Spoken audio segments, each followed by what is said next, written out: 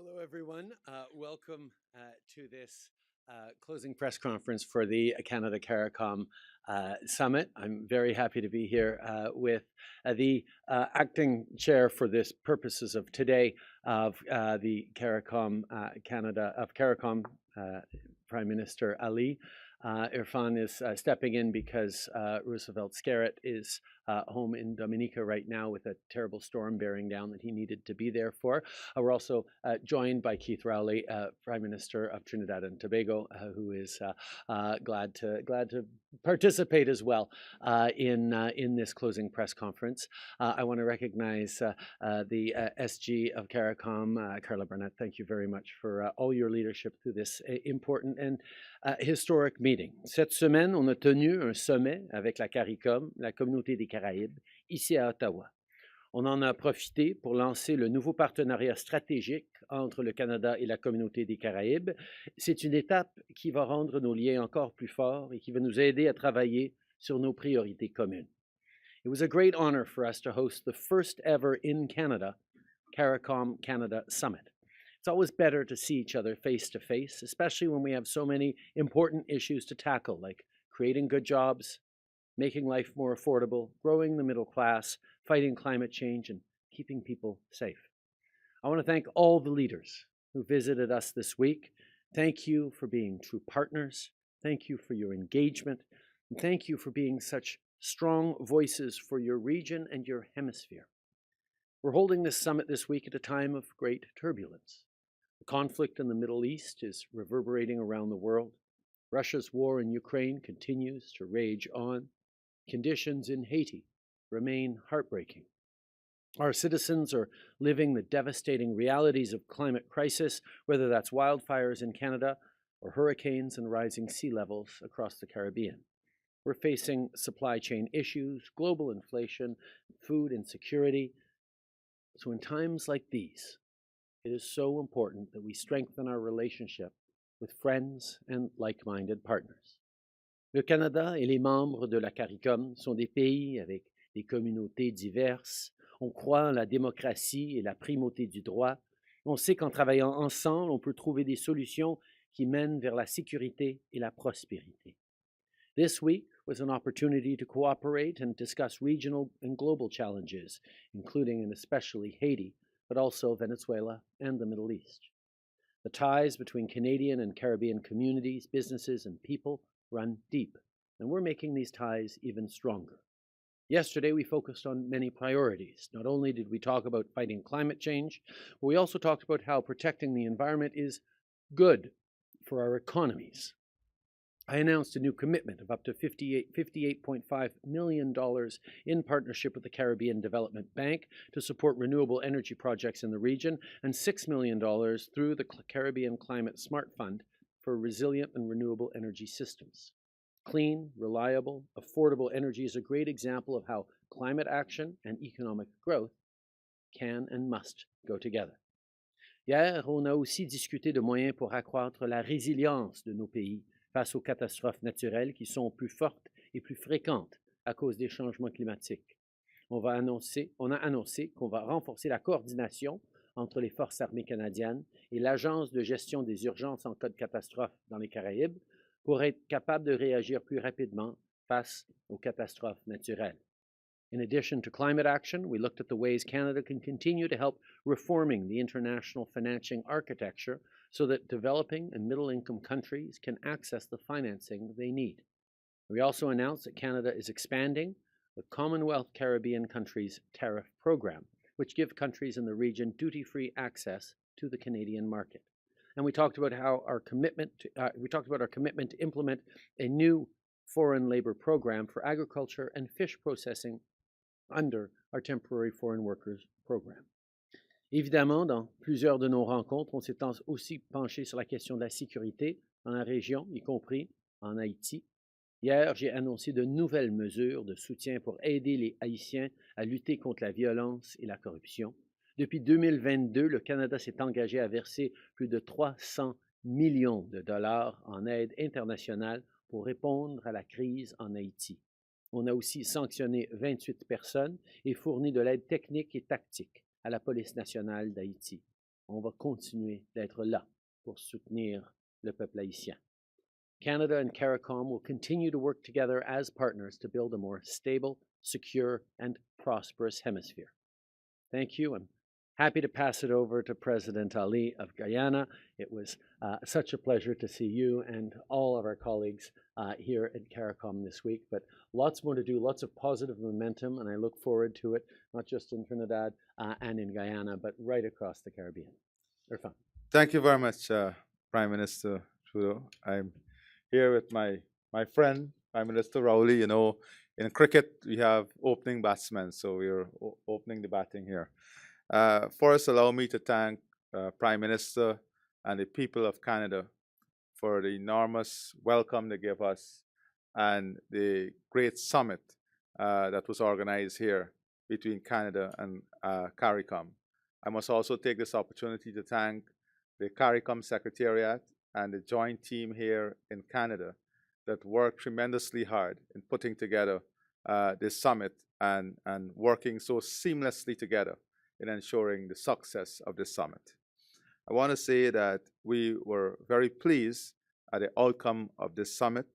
We spent a lot of time together creating a framework and an ecosystem to support investment, partnership, especially with the private sector, and discussing issues surrounding an enabling policy environment that will support the aspirations of both Canada and CARICOM. Also, we discuss supporting mechanism that Canada can help the region with in creating environment that will support financial system reforms, the climate agenda and COP28, the priorities that Canada and CARICOM share and how we can advance those priorities, food security, development financing, regional transport and logistics, and an enhanced facilitation in the movement of people between Canada and CARICOM. These were some of the key issues that we discussed. Of course, sustainable energy security, creating a balance between climate and energy needs of Canada, the region, and the world. And importantly, technology and innovation. How do we ensure a seamless transfer of innovation and technology from Canada and that can support the development of the region? If I may wrap things up in three phrases, this summit definitely built our trust, deepened our friendship, and expanded relationship. And one of the important attributes of the summit itself was the involvement of the private sector. In closing, I want to thank our High Commissions here in Canada and Canadian High Commissions in our different countries. The High Commissioners, I think, and their staff also work in a very strong way to support and ensure the success of this conference. Prime Minister Rowley, please. Thank you very much, my colleague. I would just like, on behalf of Trinidad and Tobago and the rest of my Caribbean colleagues, to thank Prime Minister Trudeau and his executive team for extending to us the well-known traditional Canadian hospitality. The arrangements for hosting us here have been absolutely fantastic. We brought you half a day of sunshine, and we trust that you will come and get the rest in the Caribbean. But ladies and gentlemen, what we have done here ought not to be sneezed at. The Caribbean islands and Canada, we have a legacy that we ought not to take lightly. In troubled times like these, it is imperative that we acknowledge who we are and also agree that we are stronger together. CARICOM, as a group of island nations facing the hostilities of the world, we believe that we are stronger together, standing and speaking as CARICOM. But with Canada, we are also stronger together in the international community. The challenges that we face now, some are unique, some are normal, as you might say. But even if we want to walk away, as I told Prime Minister Trudeau a moment ago, even if we want to disregard the legacy of our history, our diaspora won't let us. So it's important for us to use what we have, which is that common sense of purpose, our Commonwealth commitment, our belief in democracy, and the decency of the human being. Today, we've spent some time with you, and we've found a lot of common ground. And I trust that as we go forward, that this will not be the last occasion. As a matter of fact, Trinidad and Tobago would want to suggest that this event should take place at least on a biannual basis, so that we can ensure that our common interest is not left behind.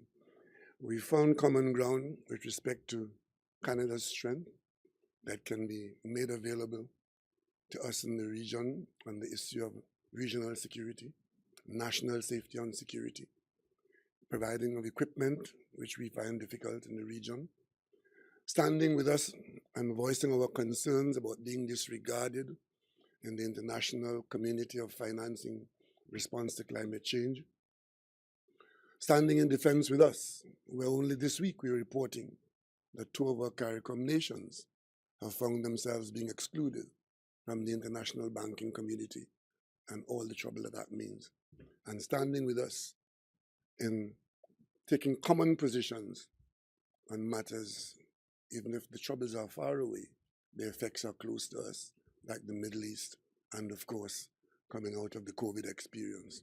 So there's a lot that Trinidad and Tobago and the CARICOM and Canada have in common, and we intend to ensure that our strengths work for us, and that we remain not just friends, but brothers of the North and brothers of the Caribbean, the zone of peace. Thank you.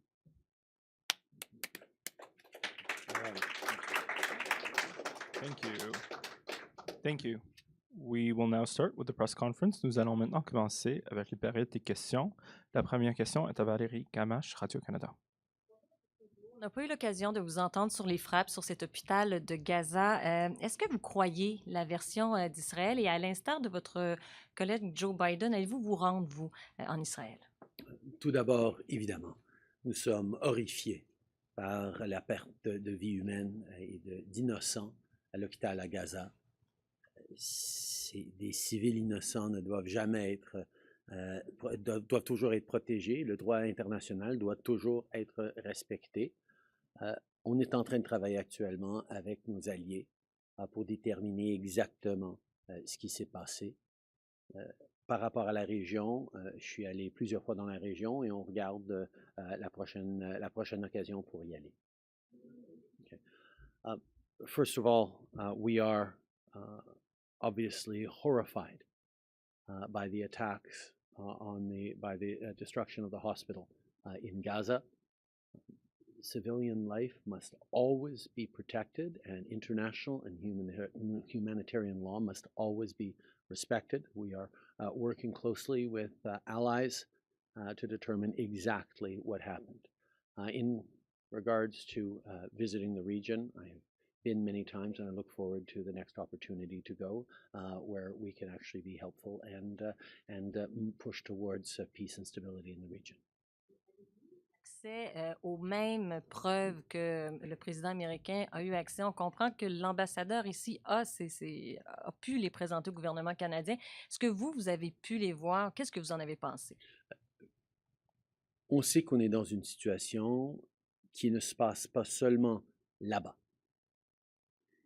Des familles, des individus, des communautés ici au Canada sont affectés de façon personnelle et intense par tout ce qui s'est passé. On peut être unis sur le fait que jamais on aurait dû voir l'effondrement et l'explosion à un hôpital plein d'innocents, mais c'est pour ça exactement que, oui, on a vu certains éléments préliminaires, mais on va continuer de travailler avec nos alliés le plus rapidement possible avant d'établir des conclusions finales et fermes. I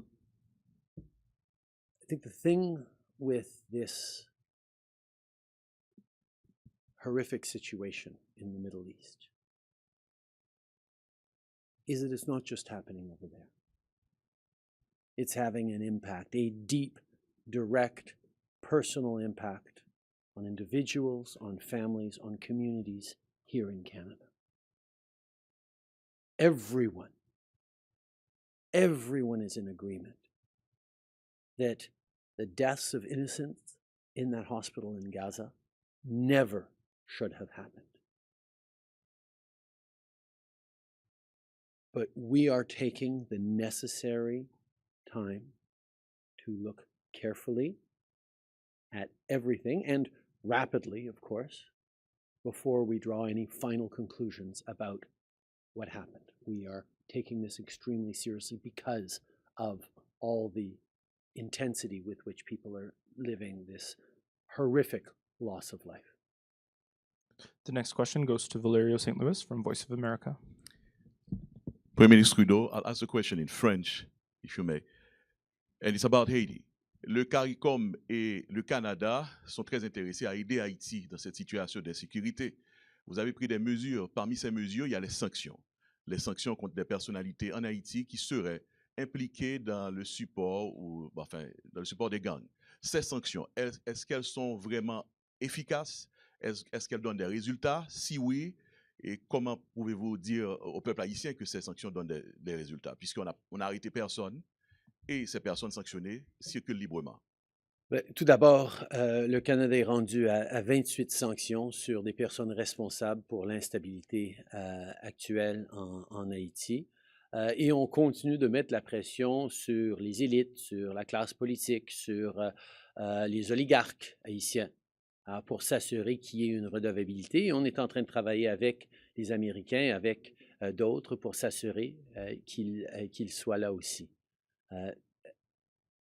On va continuer d'être là pour aider avec des investissements humanitaires. On va continuer d'être là pour aider avec de la formation et des ressources pour la police nationale haïtienne.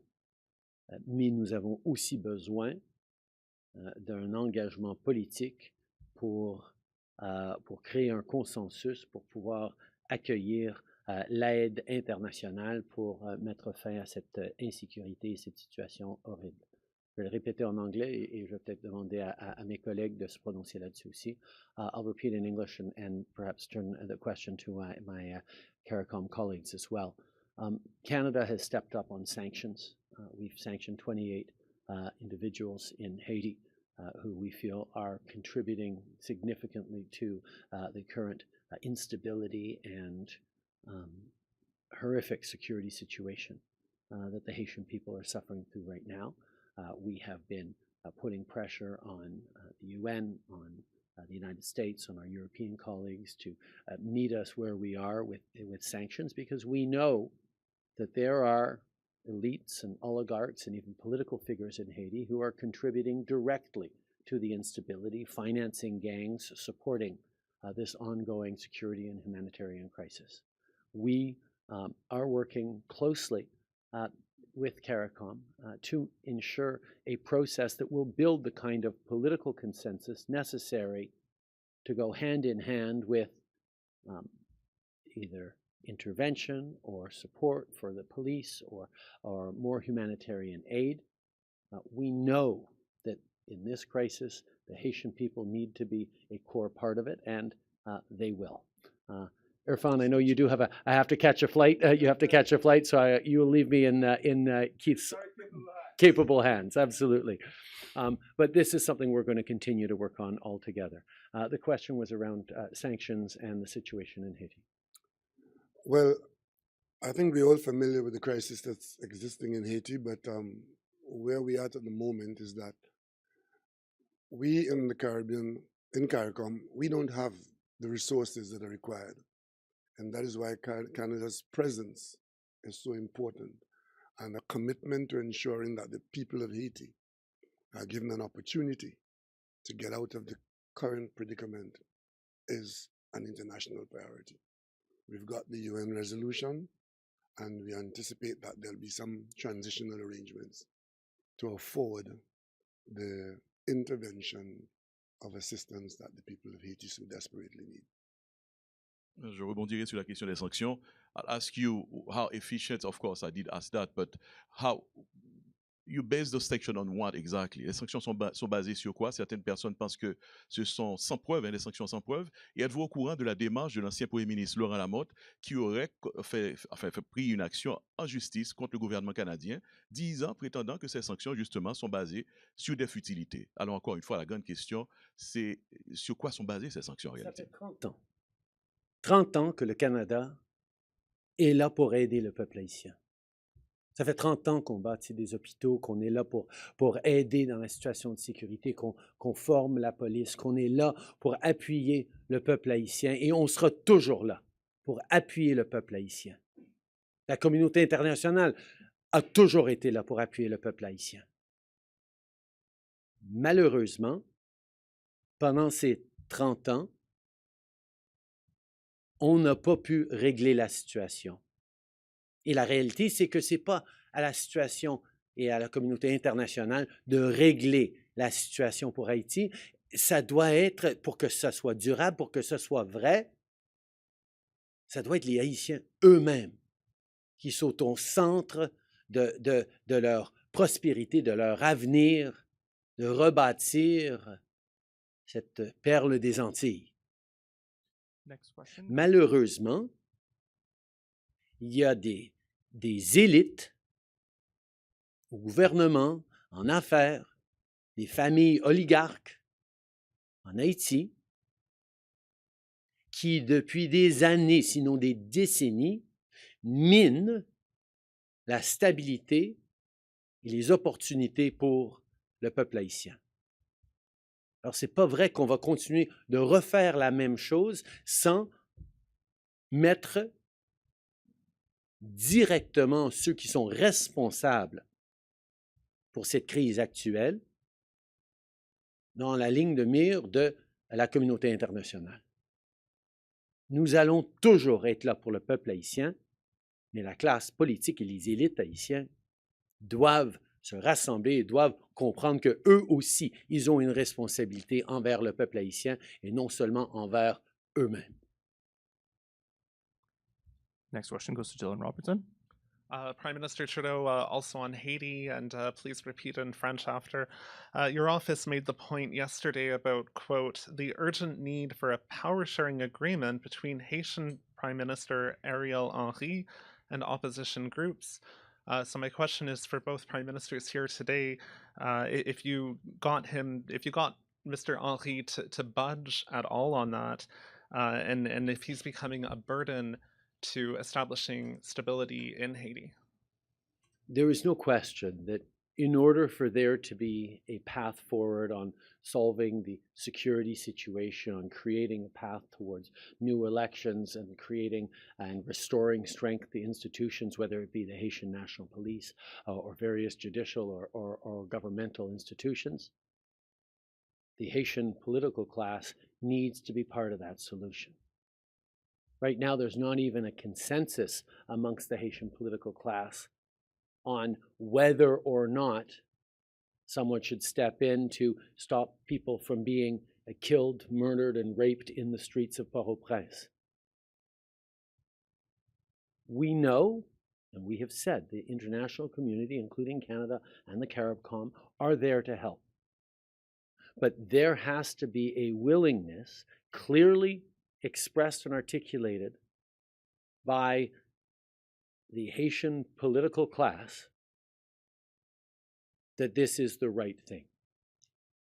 How they work out that consensus, how they establish it, will be very much something that we are actively helping in building that political consensus. The CARICOM initiative around gathering all the different parties together to figure out a path forward is extraordinarily important, and there'll be another visit later this month.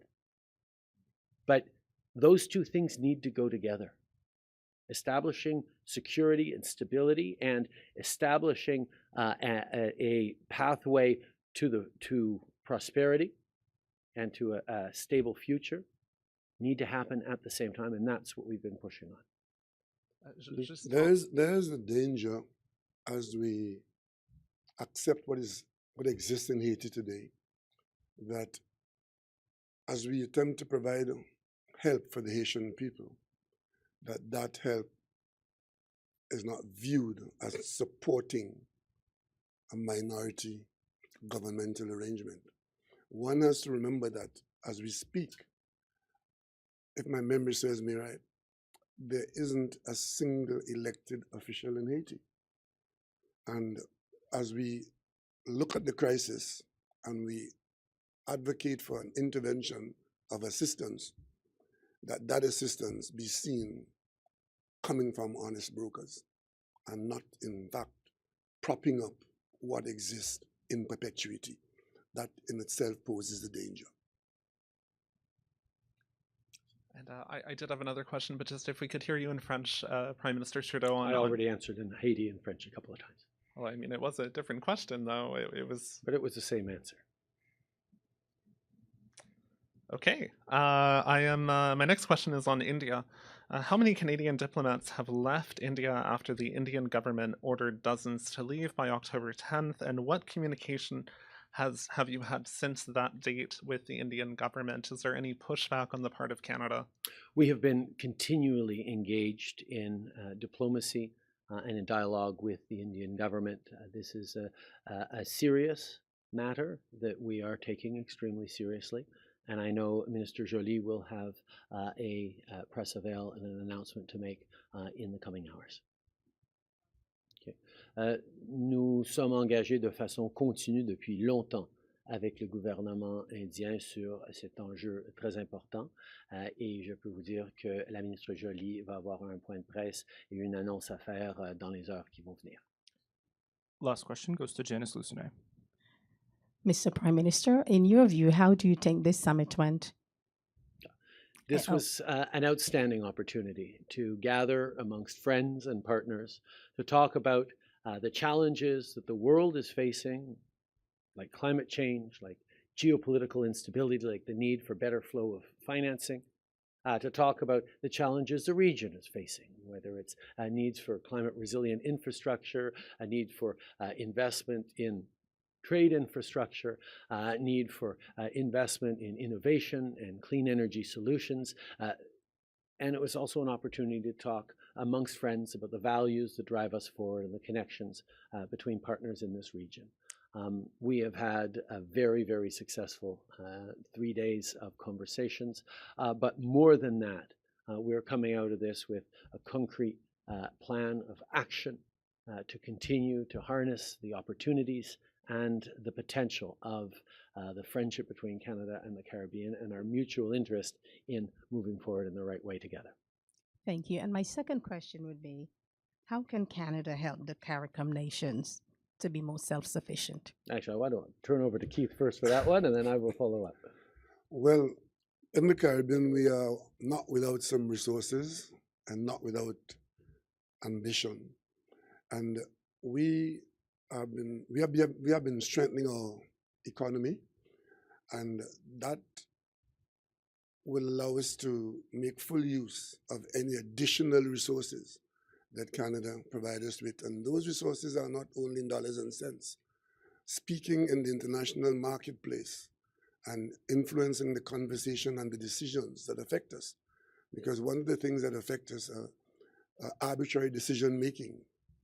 And I might go as far as to say disrespectful our interest.